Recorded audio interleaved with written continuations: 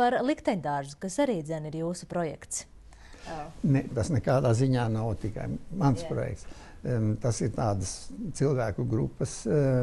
Tur ir daudzi ļoti izcili Latvijas pilsoņi, Landsmaņkungs, Zālītes kundze. Šī brīdī neuzskaitīšu visus. Cilvēkiem, kuri varbūt nav iedziļinājušies, man šķiet ir jāpasaka, ka likteņdārs ir tāds nacionālās nozīmes piemineklis visiem Latvijas deportāciju upuriem.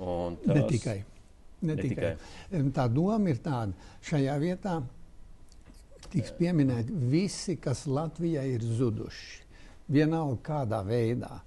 Vai viņi ir krituši karos, jeb deportēti, jeb bijuši spiesti doties trimdā. Visi, tie cilvēki, ko Latvija ir zaudējusi pagājušā gadsimta laikā. Un likteņdārs ir salā uz Daugavas pie Gognes. Jā, un patiesībā tā strikti runājot, tā nav sala, bet pussala, jo ir savienot ar krastu. Tāds dambis, uzbērums, pa kur var uzbraukt. Arī ar automašīnu var uzbraukt.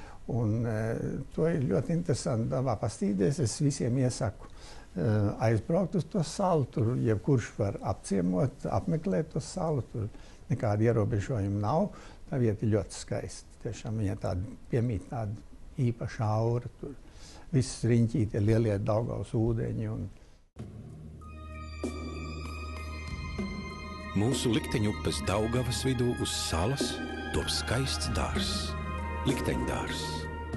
Šī nedēļa beidzas ar 14. jūniju ar latviešiem diezgan traģisku datumu, bet varētu būt, ka mēs nevaram arī visu laiku ļoti saspringti traģiski skatīties to, arī uz tiem traģiskiem notikumiem jāskatās tā. Nedaudz gaiši. Jā. Doma ir tāda, ka tā nebūtu tikai vieta, kur atcerēties pagātni. Tā pagātne ir jāatcerās, mēs viņu nevaram aizmirst. Bet mēs ceram, ka tur būs arī, ka tur notiks vienmēr kaut kas. Un kad tāpēc arī tiek celta tāda multifunkcionāla ēka, kur būs gan bibliotēka neliela, gan neliels muzejs, telpas priekš konferencēm, semināriem un tā. Un mēs ceram, ka tur vienmēr kaut kas notiks, un ka tas notiks ar skatu uz nākotni, ar domām par Latvijas mērķiem, par Latvijas nākotni, par vīziju, kas pašlaik ir ļoti modē par šiem tematiem runāt. Es ceru, ka tā arī būs, ka likteņdārs šis projekts ļoti iesaistīsies taisn šajā jomā.